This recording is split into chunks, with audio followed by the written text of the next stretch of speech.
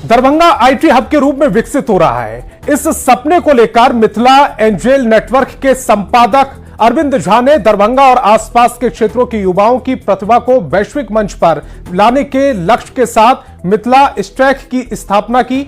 10 IT पेशेवरों की एक छोटी सी टीम पहले से ही आयरलैंड से निर्यात परियोजनाओं पर काम कर रही है। मिथिला स्टैक युवाओं के रोजगार सृजन के साथ उनकी तरक्की के लिए उम्मीद की नई किरण बनकर उभर रहा है। मिथिला एंजेल नेटवर्क के संस्थापक अरविंद झा ने मिथिला क्षेत्र में आईटी पेशेवरों और स्टार्टअप को सहायता प्रदान करने के लिए मिथिला स्टैक की स्थापना की है। भारत और विदेशों में आईटी क्षेत्र में वर्षों के अनुभव के साथ अब वह आईटी से जुड़े प्रतिभाशाली लोगों को वापस लाने और उनसे जुड़ने के लिए प्रेरित कर रहे हैं। लोगों को उम्मीद है कि जल्द बिहार भी विकसित राज्य की श्रेणियों में आने वाला है। तो यहाँ पे दरभंगा में जो ऑलमोस्ट एक बिलो टायर 3 सिटी है, यहाँ पे जो एक्सपेंस है रहने का एंड अकोमोडेशन काफ़ी लो है कंपेयर टू टायर 1 सिटी है। एंड वहाँ पे यदि हम प्रोवाइड अपॉर्चुनिटी कर रहे हैं like 3 LPA 4 LPA 5 LPA, it's more than कि वो 10 LPA के बराबर होगा दिल्ली के, बेंगलोर के।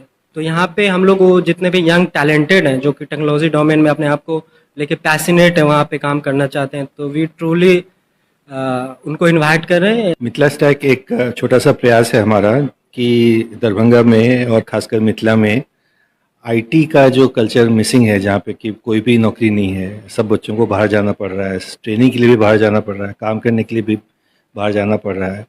और अगर हम पूरा देखें कि पूरे देश में $100 बिलियन से ऊपर का आईटी का रेवेन्यू चल रहा है और यहाँ की इकोनॉमी में बिल्कुल ज़ीरो कंट्रीब्यूशन है एक तरह से, उसको चेंज कैसे किया जाए।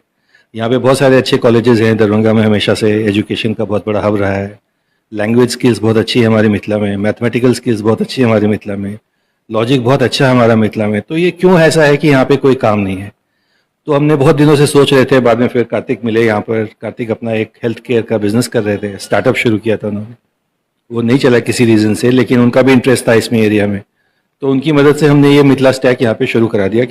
हाँ, दरअसल यह सिर्फ मिथिला की ही समस्या नहीं है, यह देश की समस्या है कि यहाँ पे बाजार और जो शिक्षण संस्थान है, जो एकेडेमिया है और मार्केट है, उसके बीच में कहीं ना कहीं गैप है। और वो गैप है कि बाजार की जो मांग है उसके हिसाब से शायद हम अपने बच्चों को टेक्निकल संस्थानों में भी ट्रेन नहीं कर पा रहे हैं।